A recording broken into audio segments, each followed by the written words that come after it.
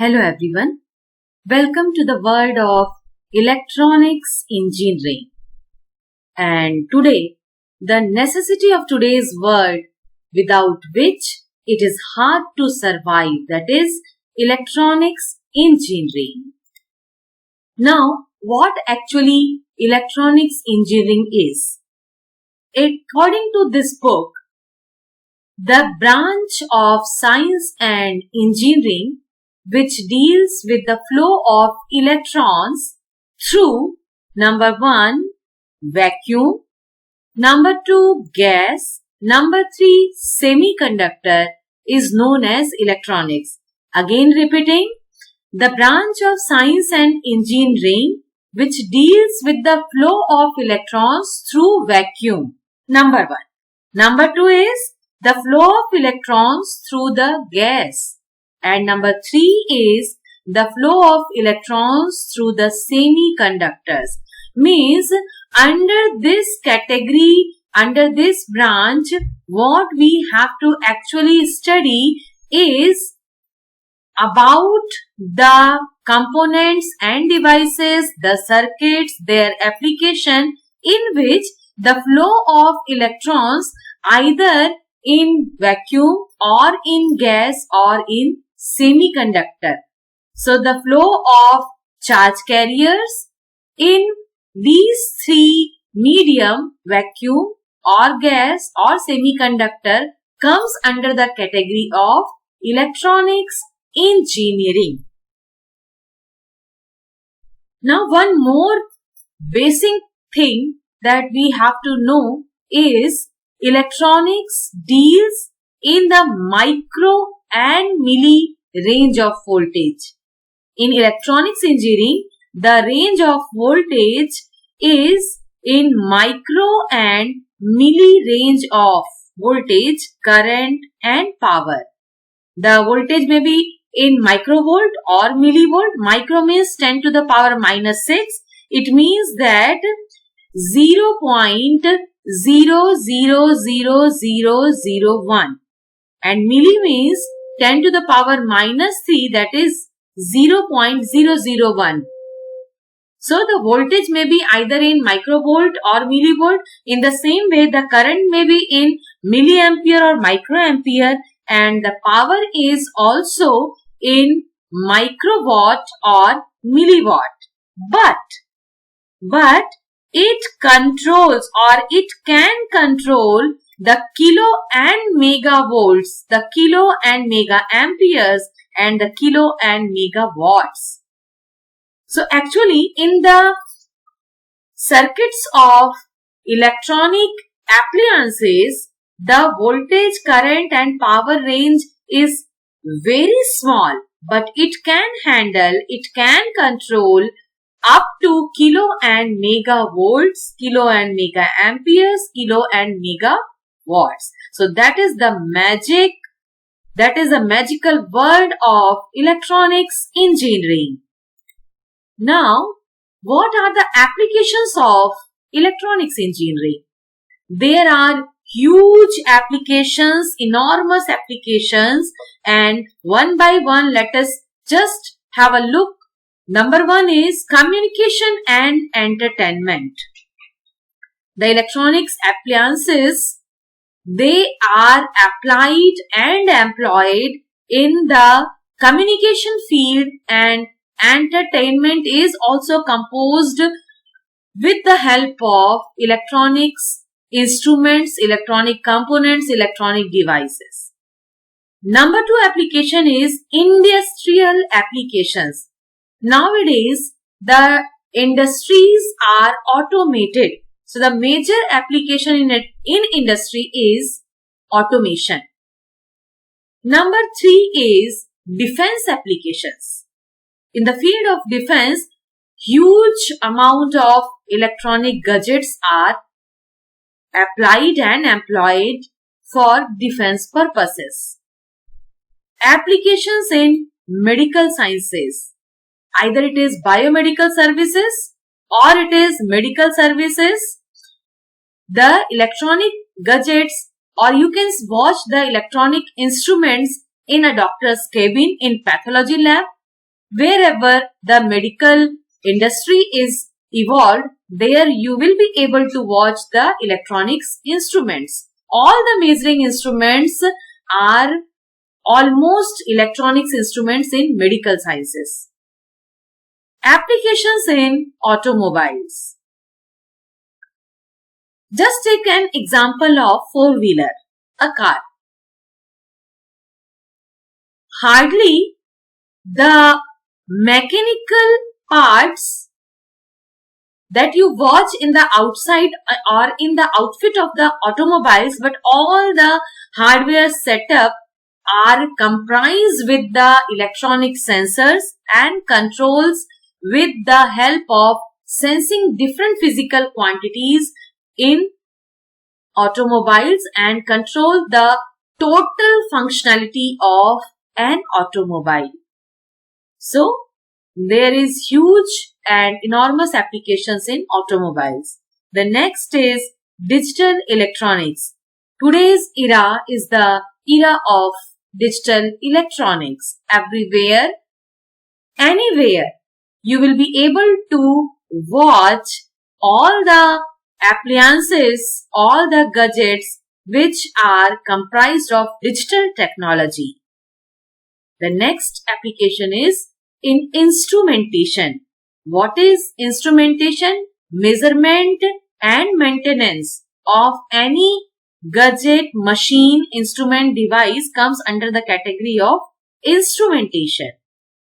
Industrial automation, as I have explained in the point number 2, where I was explaining industrial application. The industrial automation is the primemost application in industry. But apart from the automation, there are many other, just like instrumentation process, measurement process, communication process. So all these communication, digitization, the movement of automobiles, instrumentation, all these are involved in industrial automation. Now, the next is control of power generation. We know that the power is generated in the range of megawatt, and then it is distributed in kilowatt, and then it is reached to home or shops in watts, in the range of watts. And everywhere the distribution is controlled with the help of control appliances, and the control appliances are made up of electronic instruments with the help of electronics technology. And last but not the least, consumer electronics.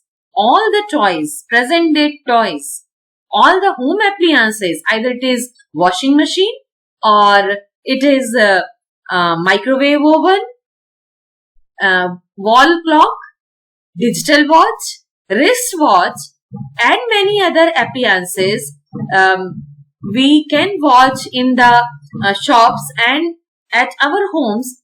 They are under the category of consumer electronics.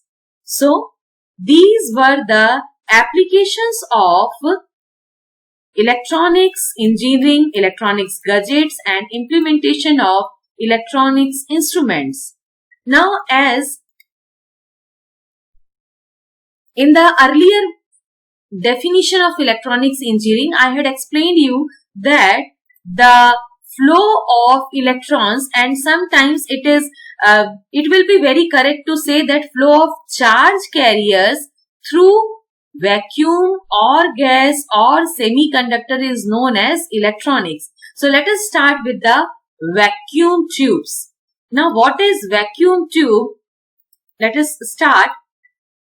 With the invention and development of vacuum tube in 20th century, electronics engineering came into existence.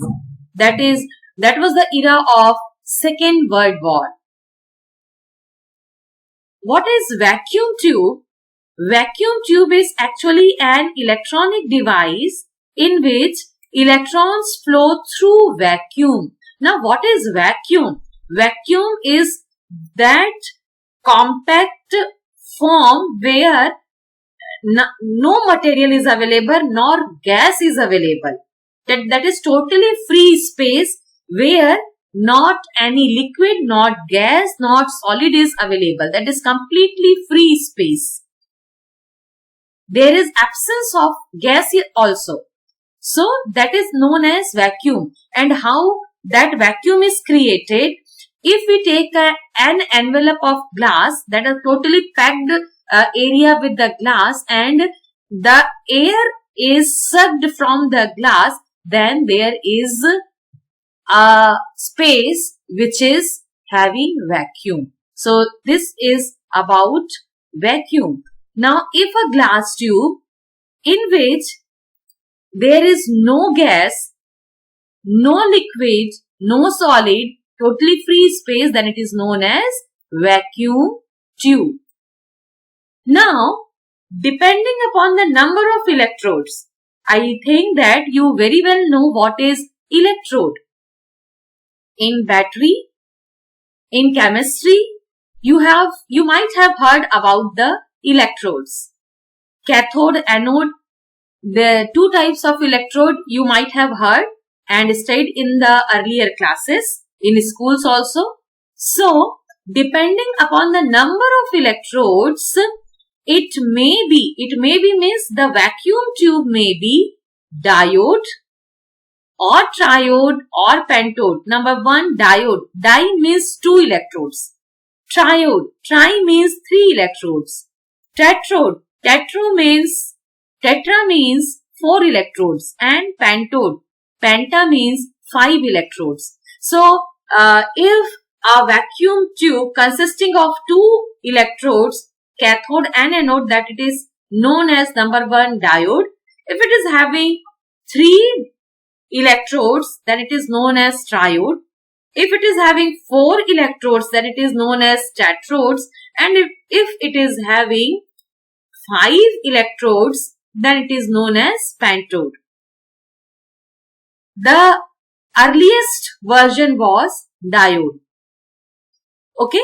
So, this was little about vacuum tubes. Let us move to the gas filled tubes. What are gas filled tube? Before starting gas filled tube, let me show you the picture view of vacuum tubes. So, this is the picture view of vacuum tubes in which you are able to watch. That is a glass packaging. It is also known as glass tube or glass envelope, in which inside this there are electrodes, and the electrodes are totally packed, and the connecting terminals are connected to the connecting leads. These are the connecting leads through which it will be connected to the circuit. And this is the vacuum tube. As the number of leads will be increased, then it will be either diode or triode or pentode, like that. Here you are able to watch many leads. So each and every lead will have proper connection, proper circuitry, and they are having their own functioning.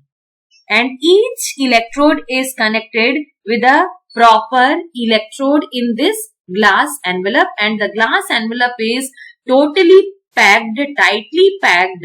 But this is very sophisticated device, very much sophisticated device. For handling it, highly precautions are needed. Now, gas filled tube. It is also just like vacuum tube, but in this small amount of inert gas such as argon, neon or helium is introduced in the glass envelope at low pressure.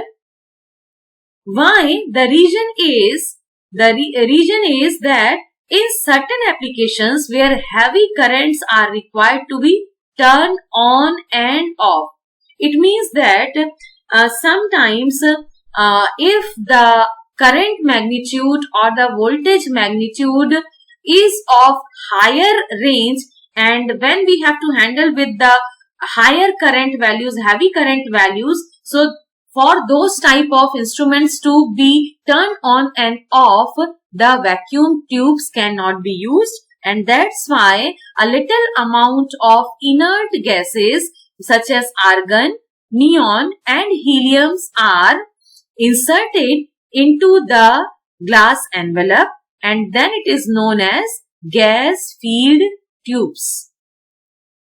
Okay, and there are few more pictures. Here you will be able to watch the few more pictures below in this slide. And now next category is of semiconductor, and this is the actual word of electronics engineering. Today's electronics engineering means study of semiconductors. Semiconductors are also known as solid state devices, because the earlier one, the vacuum tubes and gas filled tubes, they were about the gaseous medium, and semiconductors are the those category of solids in which the resistivity lies in between conductors and insulator. You know very well that if resistivity of a material is very high, then it will be insulator. Means there will be no current conduction. And if the resistivity of a material is very low or zero, then it is conductor. Means it will conduct heavily. And what is conduction? Conduction means flow of electrons.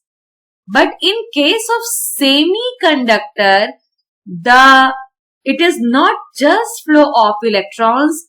In semiconductor, the current conduction means flow of charge carriers. There is a new concept of charge carriers. There is electron as a charge carriers, as well as there is one more new charge carrier which is also known as hole, which I will discuss in next slides or next video lectures. But present, let us have a look or watch the picture of semiconductor components. Here you will be able to watch the different semiconductor component and devices, and you can watch that it is packed, completely packed, and the rugged construction. Rugged construction means the sophisticated structure, the circuitry is inside this structure, but the packaging is such that the internal circuitry cannot be damaged. And this is the benefit of semiconducting devices, semiconducting components, that overcome the difficulty of vacuum tubes and gas filled tubes. As I have shown you that these instruments were very much sophisticated, having large size also. That's why the earlier type of radios, television, they were having the bigger sizes compared to today's television and radios. You know that you are having the radios in your mobile phones. So it is having so many other applications in the mobile phones. There is a screen in which you can watch the television also, and at one time you will be able to watch the different functions of semiconducting materials. A large number, millions of circuitry can be inbuilt in this very little structure. In this little structure, millions of components can be inbuilt. So, the construction and semiconducting materials are available in huge amount in the Earth's surface. So, these are the advantages of semiconductor, and due to these advantages, the vacuum tube and gas filled tubes are nowadays completely obsolete, and today's world of electronics engineering actually is the combination, application, employment or deployment of semiconducting devices. Now, what is semiconductor, the substances which, just like silicon, germanium, selenium, etc., which have resistivity, or you may say conductivity also. The conductivity and resistivity, they are reciprocal to each other. So the resistivity is in between conductors and insulators. So these are semiconductors. And the enormous and peculiar properties of semiconductors are, they have negative temperature coefficient of resistance. What does it mean? Temperature coefficient of resistance means it is a constant value which increases or decreases with the change in resistance of semiconductor. Now, what is the meaning of negative? It means that if temperature is increasing, if temperature increases, resistance decreases. So, it is known as negative temperature coefficient of resistance. While in conductor, if temperature increases, resistance increases. Just opposite to it, in semiconductors, if temperature increases, then resistance decreases. So, this is a peculiar property of semiconductor which increases conductivity as the temperature increases. The number 2 is, this is also a very advantageous point, that when a suitable metallic impurity like arsenic, gallium is added to the semiconducting materials, their conducting properties are changing drastically. So by adding some impurity, we can enhance the capability of semiconductors. And the next one more advantageous property is that they have crystalline structures and the atoms are bound with covalent bonds. And as we know that the covalent bond it is not so strong comparable to ionic bond. So covalent bond can be easily broken, and then many charge carriers can be developed, and if the charge carriers can be developed, then conductivity can be increased in semiconductors. So due to the enormous and these very advantageous point, the semiconductors are having, or the semiconductors have captured the world of electronics engineering. That was little about the electronics engineering, and that was the just introduction of electronics engineering. I hope you have got an idea of electronics engineering. Thank you, students.